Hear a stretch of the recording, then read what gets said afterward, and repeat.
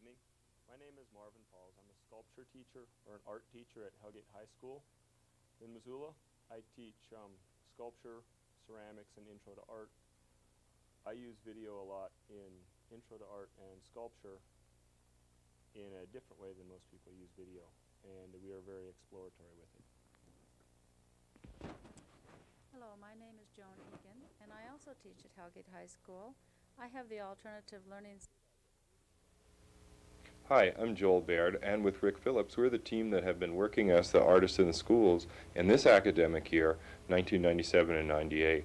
We've had contact with about a half dozen teachers from Sentinel, Hellgate, and Big Sky High Schools, and we have teachers and a student from Hellgate and Big Sky here tonight to talk about the Artists in the Schools program. Hi, I'm Barb Karst, and I teach art at Big Sky High School, and the grades I teach are 9 through 12. I teach Introduction to Art, Graphic Illustration, Drawing, Advanced Problems in Art, Sculpture. I've been involved with the MCAT crew and with the Artists in Residence program for the last 2 years, and we've been doing some video production in my graphic illustration class last year, and are getting ready to do some video production in the drawing class here in about a month.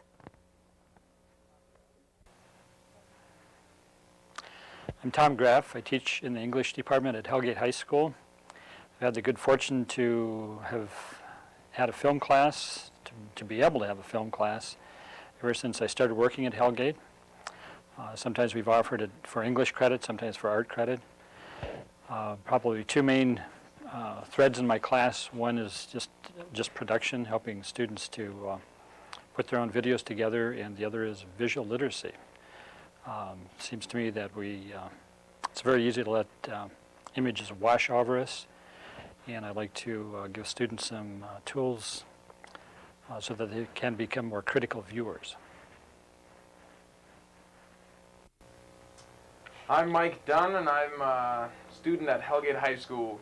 And I started with the program working with MCAT about 3 years ago, I suppose.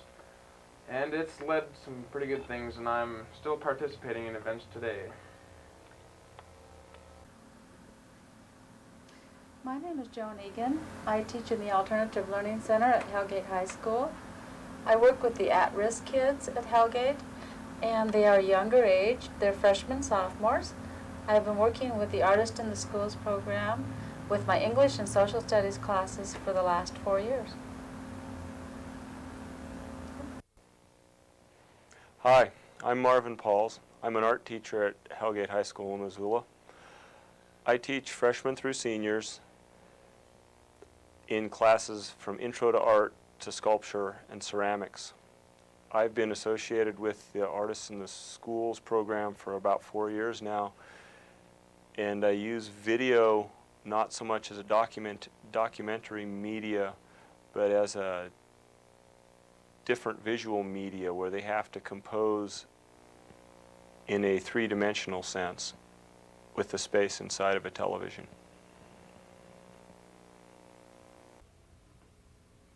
Hi, I'm Mary Canty. I'm co-assistant director at Missoula Community Access Television in Missoula, Montana. MCAT reaches 19,000 households via cable. I also am the administrator of the Montana Media Arts in Education Project and in charge of the Media Arts Residency. Hello, my name's Rick Phillips, and I'm the other half of the Artists in the School Media Project.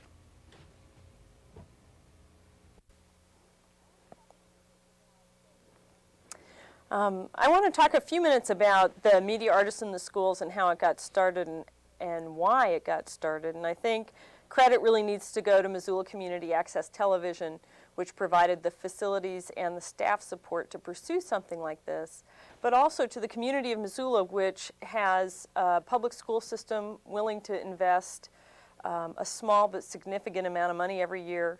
The Montana Arts Council, which has conducted the media arts residencies for decades now in Montana, and I think in Montana these residencies are really, really important. The Montana Cultural Trust, which has placed us 4th in the nation for arts funding instead of at the bottom of the list. And then, of course, there's once again the support that comes from the MCAT board and staff directly. And I know when I was a media artist in the schools, one of the things I really lacked was an administrator, somebody who just handled the paperwork, handled the bookings, handled the equipment, some things like that. And so I thought at the time, 5 or 6 years ago, that MCAT could provide a base for a media arts discussion in the community. So the media arts program started in the spring of 1994. Our first media artist was Gwen Hoppy, and she stayed until the end of the school year in 1996. Then we were lucky enough to be able to work with Rick and Joel, who are here with me tonight. And Rick mentioned a little while ago that these guys have their own media arts partnership, and that he failed to mention that they've been recognized internationally for their work. And I personally find their work really stimulating and just involving, interesting, some of the most interesting video artwork I've seen. So we've been really lucky in Missoula to have the resources to draw on to put together this sometimes complicated web of media arts activity in Missoula. A lot of it culminated last year in the spring of 1997. The focus was the Perfect Room media art installation at the Art Museum of Missoula. And I also want to mention that significant partnerships come out of our residency here. And one of the partnerships that we started last year was with the Art Museum of Missoula. And it looks like for the coming year, we have, I know, at least a media artist who's interested in the residency who's specialized in some installation work. So I think it really has been a remarkable situation of bringing together different people and different resources, different pieces of equipment to be able to give birth and to continue this media arts residency.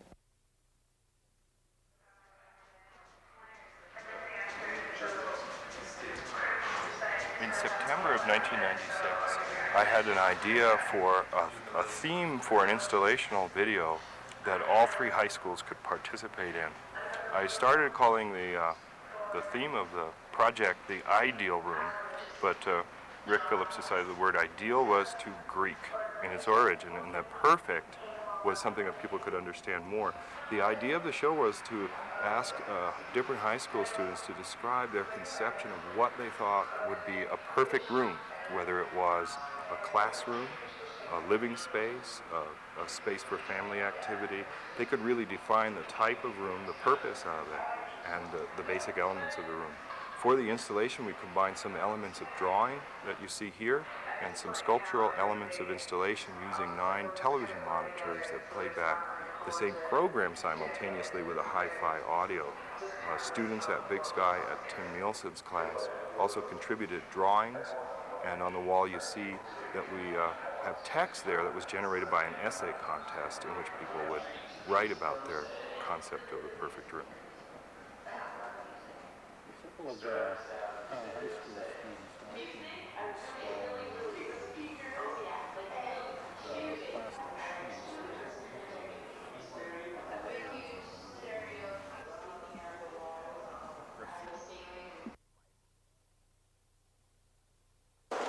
My room would have to be the windows. There's no walls. They're just windows. They're walls, but the windows. Really pretty windows, though. And they're like half the room would be a big bed, and the sheets would be blue, and the ground, the carpet would be a little bit shaggy, but not too shaggy, and it'd be white, and the walls would be a dark blue. And the ceiling would be rounded on top. It'd be a round ceiling, so I could put all my posters and everything or whatever up there. I'd have a lot of shelves. I'd have a shelf over all the windows and a shelf below the windows. And where there's not a window, there'd be a shelf, so I could put all my cool little knickknacks and everything and all my books that I read.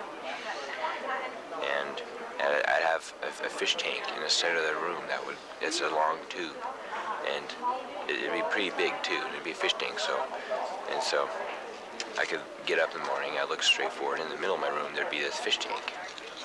Yeah, that'd be good. And I'd have stairs to one corner that I'd just lead down. What I'm trying to say is I'd be like living on top of a White House. No, lighthouse. Yeah, not White House, lighthouse. Lighthouse would be good. That would be my perfect room. Would have to be a garage, working on a car. I love working on cars. I don't have much else to say. There you go. That's a perfect room. A perfect room would be if I could have a bedroom that maybe I could keep my brothers out of. That would be my perfect room. Okay. My room has unlimited dimensions. I made half of it so it's nighttime and half of it so it's daytime. My room has unlimited dimensions. I'm not sure which half I like better, night or day, so I made both of it. My room has unlimited dimensions. I love the outdoors, and I love the water. I love the outdoors, and I love the water. My room has unlimited dimensions. Everybody else has been saying that in their perfect room they'd have things like basketball courts or bowling alleys or pool halls, and I figure, heck, why not put everything in it? My perfect room has to have a pool hall in it, video games, stadium-sized basketball court too. Some indoor tennis courts would be cool. And I kind of like the idea of having a carousel in my room. I also need an espresso bar. I also need a McDonald's. All my best friends have to be there.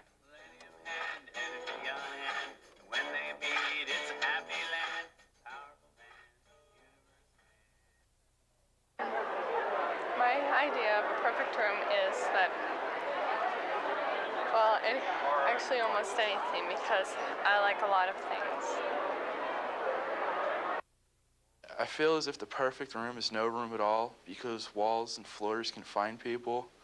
I think like just being openness would be just about the perfect room. Just so you can do whatever and you can look anyway and not see confinement.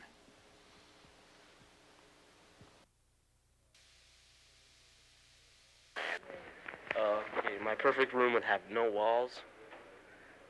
Anything you want would appear or disappear as you want. What is the perfect room? It is a room of the mind.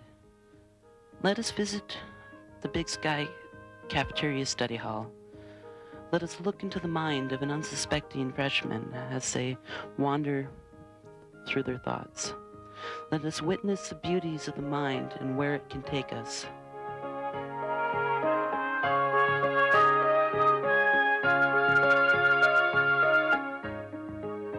We can go and see the planets,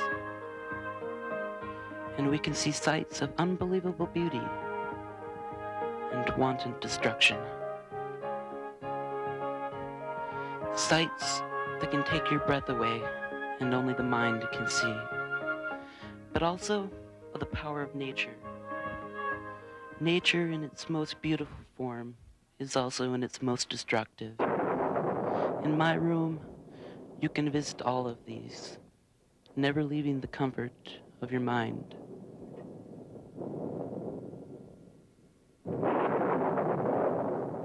Beautiful yet deadly. But also, you can visit the more humane side and see the animals that you've always wanted to see.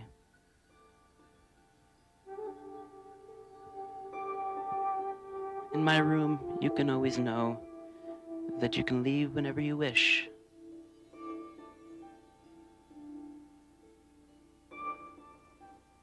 The perfect room to me is the room of the mind, a room that you can take with you wherever you go, even at school. If there was a perfect classroom for students to work in and stuff, I think it would have to have no desks, and it would have to be really comfortable, like pillows and stuff, and the environment would have to be like a big circle rather than one like dictator and all the people kind of bowing down to them. Okay, all done. We were just looking somewhat at a clip of The Perfect Room.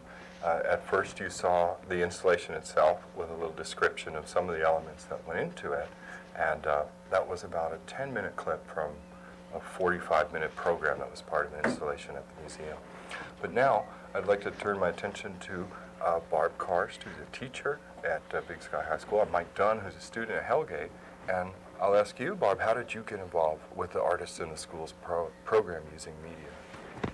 Well, ever since I started teaching art, I was always trying to look for alternative ways to introduce different types of visual arts into the classroom. So I have a pretty broad definition of what visual art is. Media art or using video has always interested me, and I just never had an opportunity or chance to be able to do that before because of restraints on equipment. And so when the Artist in Residence program was first established, I thought this would be great, you know, to take advantage of this and have the kids introduced to a new art form. And I never thought it would just be as extensive as it actually became. It's been a great opportunity for the students and for myself to really see how it's put together and to actually team teach with other people, other artists. So it's not just me in the classroom, and we have other facilitators, yourself and Rick, and other people in the past like Gwen Hoppy. Yeah. And Mike, you're the end product, you're the student. I mean, what is your impression of the program, or do you have you know, memories of working on stuff in particular or anything? Well, yeah, my impressions of the program would, it's gotten me really interested in just the whole idea of filmmaking, and it's kind of opened my view, not to mention my life up. I mean, it's really given me a lot of other options that I would never even fathomed. I mean, it's been a really an interesting experience for me, and now you're in Tom Graff's filmmaking class here at this spring. And that's going to be a lot of fun because finally I get to play with my own artistic views and do my own kind of work with friends and kind of do my own directing and make my own creations, which is always good. Well, Barb, what do you think? And later when we talk to Marvin, I'm sure he's going to have some things to say about this. That an interesting element of using video as an art form is that the students, in a way, have to invest themselves as imagery.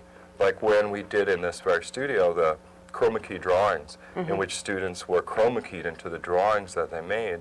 I mean, they were faced with an odd dynamic of not only being the artist behind the scenes, you know, who makes the paper drawing that is then seen by the public, but they had to put themselves as performers into it. Right.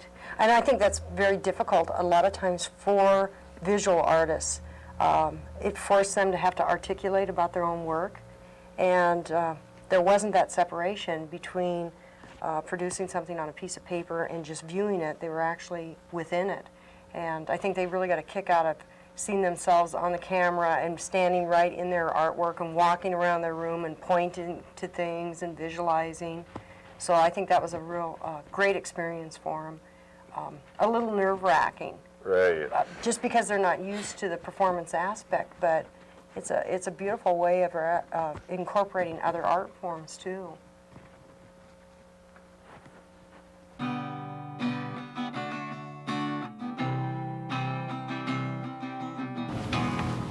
Well, this is my room, and after watching Van Gogh doing a project on it, that's where I got the information.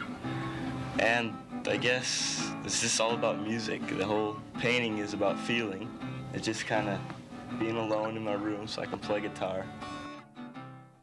Well, this is a theater because I like going to plays and movies and stuff. And the reason why it's from the performer's point of view is because, well, I don't like being in front of people, but I like observing people, and I just like sitting back and watching them do their thing. Okay, I did my room plain and kind of open because I like big open spaces and not a lot of things cluttering up a room. The carpet is the blue color because it gives it more of a dreamlike effect, and the walls, which are like peach, they're more dreamish. And this room over here is just a off room where it's possible people can go. And the staircase just leads down probably to another room. It depends on if I want it to go somewhere or not. And the window I did with the mountain scene because I like the mountains around here, and I like, I don't know, nature and stuff. Okay. Well, we brought Marvin onto the set because this issue of student artists investing themselves in the very imagery that they're making is pretty dear to Marvin. And Marvin, you've done a lot of work with video as kind of a sculpture exercise in your sculpture classes. And we've already talked somewhat before about the way you get students to invest themselves in it and get less self-conscious as they're dealing with video. But I wonder if you'd recount a little bit of that for this show. I usually start from the performance art aspect and require them all to just tell them they're going to do a performance art piece, and they all sort of look at me, and you can see the fear kind of go up, and we're going to videotape it, and you're going to act in front of a TV, and they sort of go, okay, well, and I'll bring the cameras in and TVs as a monitor and put the camera in and just sort of have it on, and we run through a few physical exercises where generally instead of having them get in front of the camera, I'll put the camera low enough or set the angle so that they can just like put their hands in and see what happens. So it's not hitting their face, right? So they don't get this notion like, oh, this is my image and I don't look right at all, because it kind of disembodies it disembodies them. It sort of separates them from the image a lot, and it really helps them sort of get used to the equipment and the new media. And I always give them an out that we're going to do performance. It has to be a piece that's beginning, middle, and end, starts. You have to manipulate the image on the screen, but you don't have to physically be in front of the camera.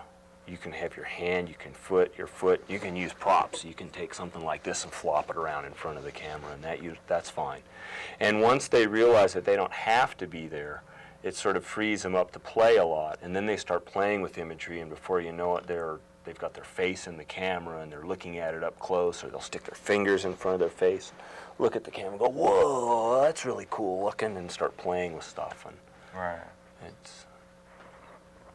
And then, I guess, I mean, I don't mean to plug the program so directly, but this is a labor-intensive thing, right? I mean, when you're doing it, you're working in a number of small groups. Right. Well, and that's where the program comes in really handy, because then I can help them sort of organize their performance in groups of about 3 or 4, and I can get them set up, and then I can bring you guys in to do the video work. And if they have a specific shot, they can say, well, we've played with the camera and talked about angles a little bit, and they can say, well, I want it from up here, and you guys can go in one corner of the room and start videotaping, and I can help the other students continually generate and refine their ideas so that it doesn't take a whole 45-minute class period to shoot like a single group. Single group, which is ends up being a 2-minute video. Right. And I was finding that to be a real problem when I started, and then when the artists in the school started, I first recruited Gwen, and then when she left, I got you and Rick to help, and you've been the real shot in the arm for me, because it helps me. It frees up my time to work more with the students generating ideas, and you guys can work the technical end of it more. Mm-hmm. Marvin, we've done 3 different sessions now, I think, with you. Do you remember any of the work specifically that, I guess really rang your bell or sort of stuck in your mind as successful as far as what you were hoping to accomplish? Any particular piece? Wow. Yeah, the one that the students generated was last year with the group. where they were dressed in the white and the black. And there were 3 girls that ran that one. They titled it Racism. And I don't know which one of you guys was there. We filmed it right after school. The Killing Me Softly Right, soundtrack. right. And we Yeah. Killing Me Softly, and I liked it because it was just sort of immediate. It was a performance-based piece. We sort of set up the space and set up the room, and they got ready and rehearsed, and then we were so close the bell rang, we shooed everybody out and said, okay, go. And it worked really, really well. Yeah, I remember that one had a nice elegance to it. Mm-hmm. It was very well choreographed from their part. I mean, they figured out how everything would go together, the order and sequence of ideas, how the hands would move in at a particular time, and the hands would interact, which had black and white gloves on them, and then the two figures in black and white worked. And that I was really taken with that one.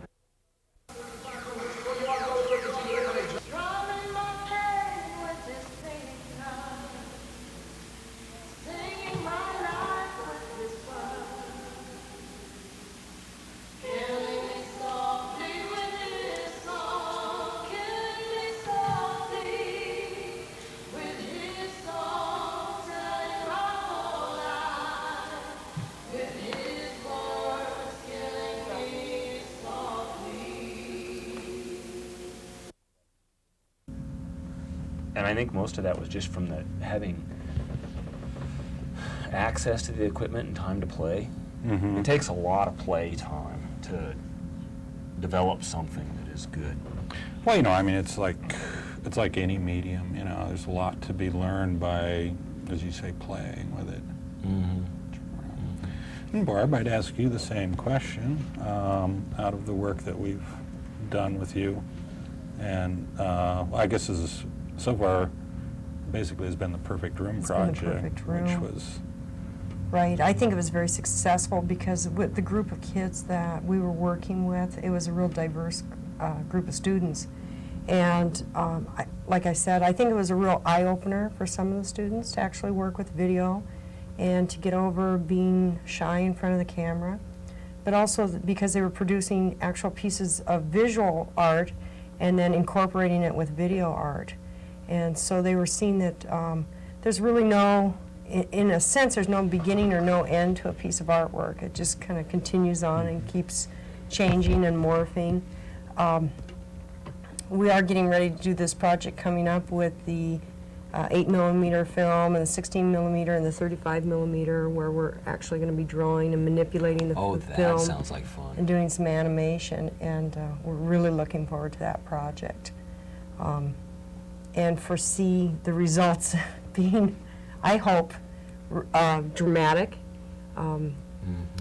Really not giving the students anything to work off of right now. We don't want them to have any set expectations or paradigms before they start, so that they just jump in and try and experiment a lot. And that's what I like about it too, because it is it's something so new and so fresh to them, and then to myself also. Well, that experimenting thing is so important. And I found that, like, you're using the film to create animations and different kinds of film. I found that in my classes, if I used props, it really freed them up a lot.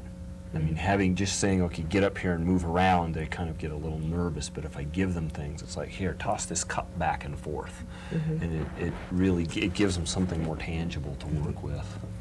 Because in the dance work, sort of sculptural work you do, you want to kind of de-emphasize the fact that the students are the only focus. Right. That's what makes them nervous, that they're in front of the camera and they're the only focus of that camera. But if they have props, or they can use different sort of impersonal parts of their body, it's helped them a lot to do this kind of time-based sculpture work that Marvin has done. Well, I like the concept or the idea that the video is so different than video that you just typically or normally see on television. And it's kind of an avant-garde look to it.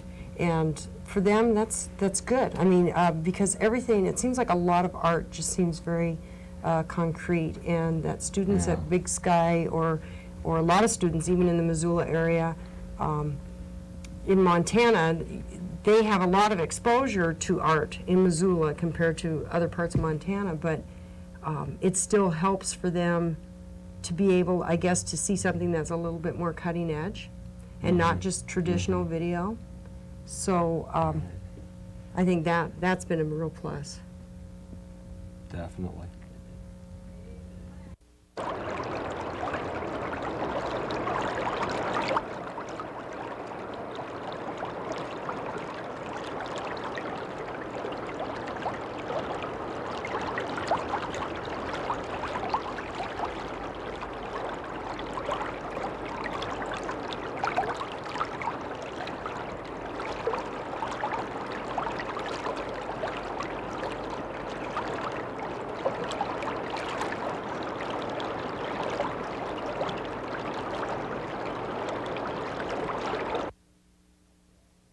Now we're sitting with Tom Graff and Joan Egan, both teachers at Hellgate High School, and we're going to ask them what their impression in turn of the AIS program, what experience it has been like for them, starting with Tom. What do you think, Tom? Artists in the Schools program. I mean, how you've utilized it, how you've perceived it. Would you like more of it? Would you Yes. Would you like it different? I mean, I think that's an admissible question. I don't know about the difference, how I'd arrange things differently. You two have, just because of your personalities and your backgrounds, the video work you've done, have arranged things, worked with our students differently than Gwen did. But things worked well with Gwen. You know, it's just a different way of solving some of the same problems. I taught the film class at Hellgate for a long time. We had when I first started there, we didn't know really what we were doing, but we started playing around with Super 8 cameras, and things just kept moving, kept growing, kept evolving. And as I said earlier, we've shifted over to video, and things.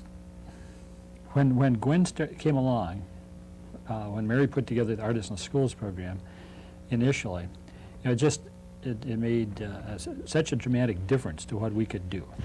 We're always, there are only so many hours in the day, there are always finite resources, there are always infinite needs, etc. And to have you two this year to work with the students in small group situations to have the creative interaction that we've had, you know. And sometimes it's just seeing your work, seeing non-traditional video. I think it breaks the kids loose from kind of a linear narrative mode. But part of the fun is just the creative exchanges that we've had. You know, I've seen different ways of doing things in the class. 2 weeks ago, I said, okay, here was an academic exercise dealing with filmic terms. And I said, okay, what if we did this, this, this? And next thing, you two are out in the hall. Kids had small group experiences with cameras, some of them for the very first time. And I didn't have, if I do that, then my class is unsupervised, and that's illegal. You know, and so it's just great to have the resources. And that's not even mentioning the overtime that you two and that Gwen formerly did in helping the kids get online with editing. It just has meant an enormous difference. And I don't know if I would retire on the spot if the Artists in the School program quit, but Right. but it would certainly change things drastically. I'd hate to go back to the old way of doing business.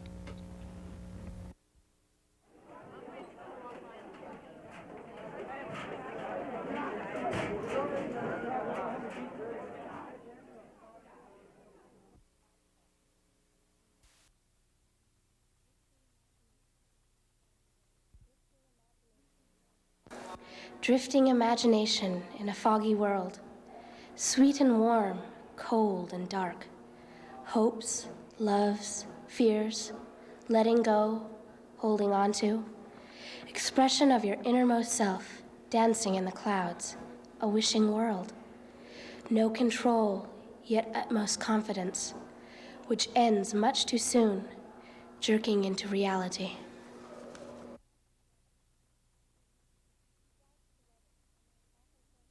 He drives to weddings, back and forth across the state, a man bringing together families. He never liked to run. He always wanted to fly. But the feeling that he got after a long run was as close as he ever got. I look down at his casket and think, now he flies.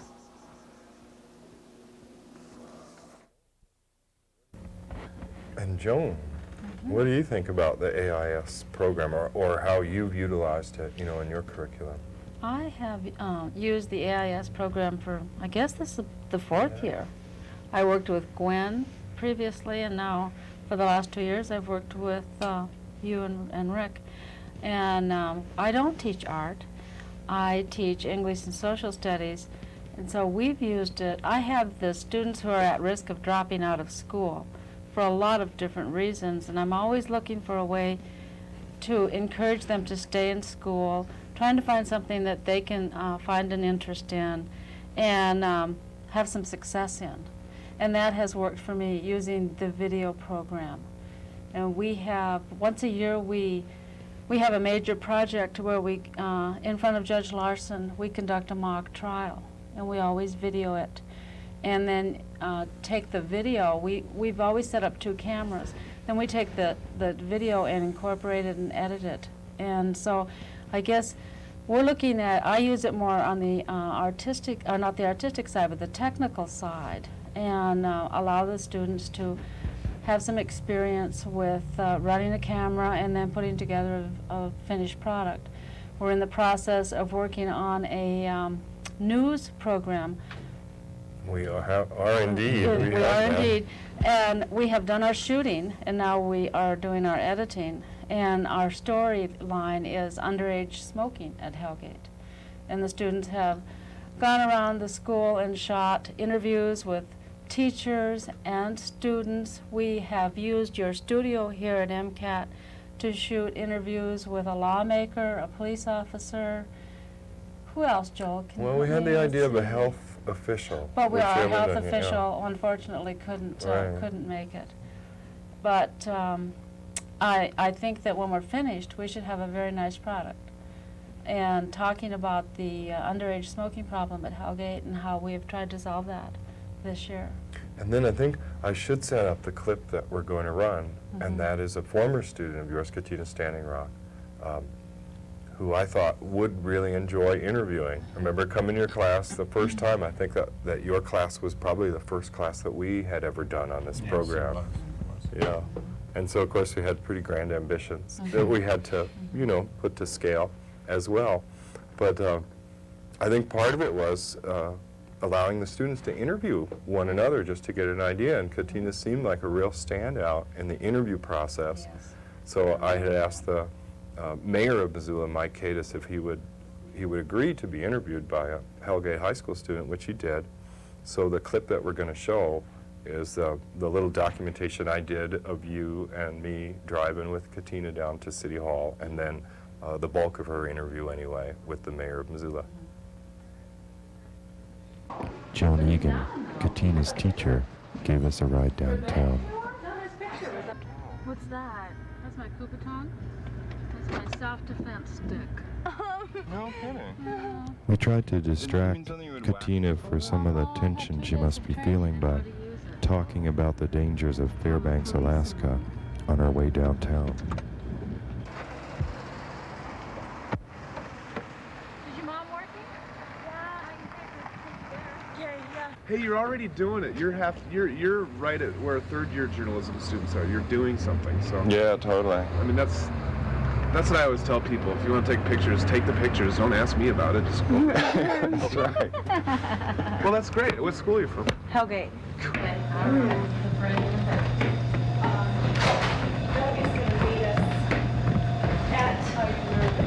No, at all. Oh, that's good. Okay, so yours is obvious. I told you before. I wish I'd built a 345. Maybe we should unpack out there. Oh, we can go in. Yeah, why not? Because Doug's, when you say 4 o'clock to Doug, like down in Boulder, people, the only repairs the landlord is responsible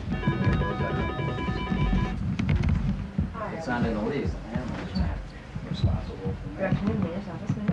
So they really promote heavily the model lease that they have, and encourage people to use it. And put in there very specifically who's responsible for it. Thank you. And they're not protected by state law. And Hi, I'm Joel Baird. I must have spoken to you on the phone. I think so. Here's Katina and her teacher, John Egan. Hi. Nice to meet you. Now you're here. Okay. Let me tell the mayor that you're here. All right.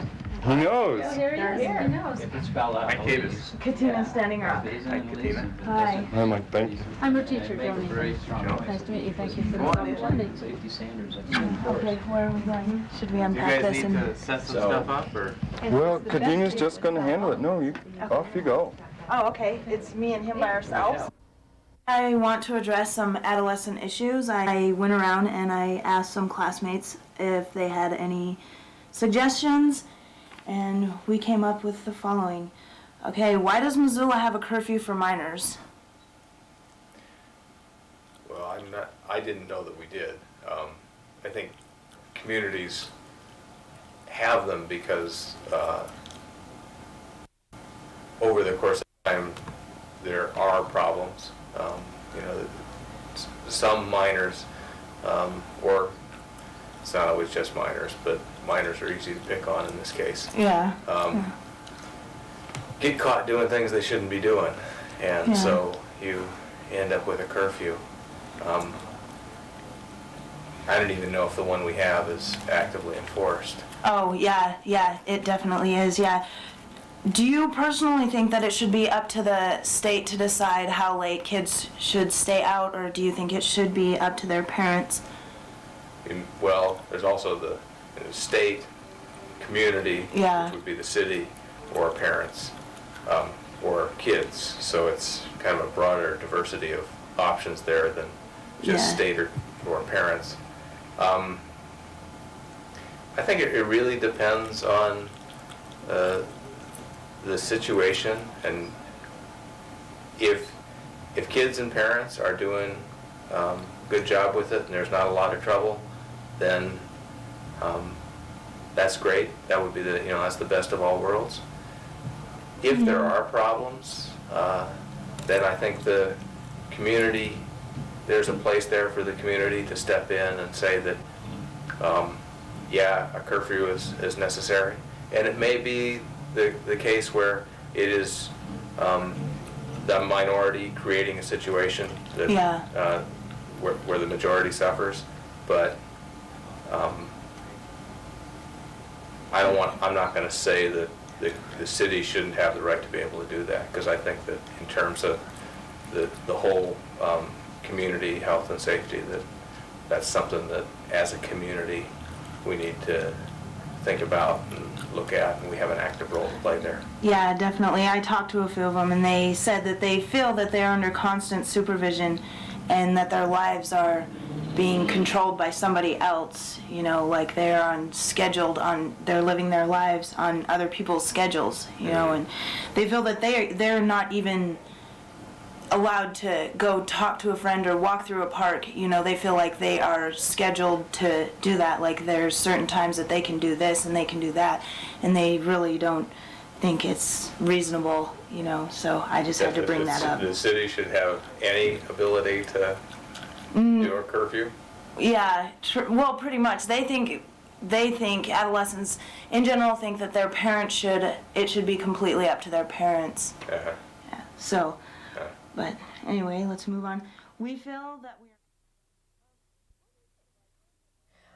what is it like being involved in public education? I mean, what's your reaction to public education? Well, I kind of have two sources to draw from there, or two different, attitudes. I used to substitute teach a fair amount in the mid-'80s, and that was sort of an interesting experience, being on the other end. I could, remember and relate to myself as a high school student at the time, and then just sort of get a vision of what I might have been like as, to a teacher. And then the other source would be, coming in as an artist, and artists for the most part tend to, sort of, rebel against rules. Too many restrictions, that sort of thing. And so I think, you know, you kind of have to toe a certain line that you probably normally wouldn't toe in the world at large, I guess. That way, you know, you basically have to respect that these are, although they're, you know, young adults, they're also children, I guess. That's a good point, actually. Now, when you think about, did you have a favorite piece or a favorite section or group that you ended up working with? I think on each project that we've done, there's been at least one, if not a couple, moments or little sections, I guess. As I don't know, I think, you know, video is a very labor-intensive medium, and you can spend hours and hours getting 10 seconds right. And I could say I remember probably at least 10 little moments and little pieces that I thought, oh, they just, you know, they struck me. Your perfect room. Outside. Outside. Yeah. Where? Everywhere. Whereabouts? In a forest. In a forest. Okay, we're not talking to you. Shut up. We're talking to him. Lots of deer? It was made out of money. Made out of money? Everything in the room. What's your reaction to the perfect room now? As I look back on the clips tonight, I was really interested in just, I mean, as an artistic idea, how are you feeling now? It's a year later. Well, I like it a lot better now that it's, you know, it's for the most part done. I just thought it was a wonderful opportunity to make a document of kids in our community, what they would want for themselves, and how they would go about expressing it. And once again, it was just a diverse expressions of both content and form. There's this chorus of greed, I want a big stereo, I want this, to, you know, the more spiritual. And the involvement was simply responding to the question or going and doing a full-blown video project of their own. And I don't think the kids should necessarily be faulted. You know, this image sort of rabid consumer youth, that might have been an element of the perfect room. But I think there's another aspect of that, like when kids are really young, and it's true to a degree that they're taught maybe to define themselves by possessions. But when, for instance, and we didn't use this because we did keep the focus on the kids, when teachers and administrators were asked what their perfect room was, it was full of Barca loungers and satellite elements. But I mean, I think it was a real interesting exercise to have it in a public forum like the Missoula Museum of the Arts. You know, it's true, in my ambitious take on that particular project, I probably thought I was going to get a lot more revelatory things, a lot more personal looks at kids' lives, and that they would take cameras home and they would really think about their relationship to their parents and their siblings, and all sorts of alarming and threatening disclosures would result. So that didn't really happen to even in the instances where kids took cameras home, you know, and were willing to share their private lives, you know, knowing that this was going to be in a fairly public forum.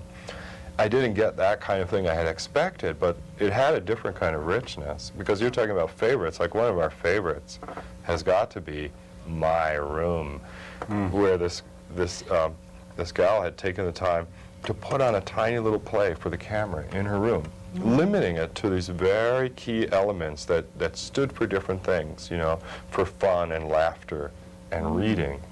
But it was sort of like a haiku of her existence. It was incredibly elegant. There was a real strange, almost laconic sense of humor about these gestures and things like that. But it was a total shocking thing. I mean, in just kind of the scope of it, the approach, it was kind of like a privilege. Like, you know, you're out fishing for something, and you think, oh, gee, am I privileged to see this fish? Someone gives you a gift. Yeah, right? something like that. My room.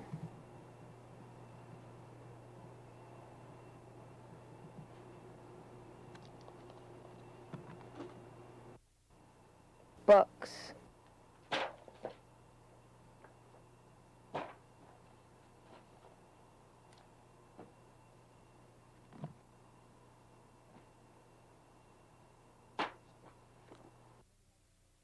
Laughter.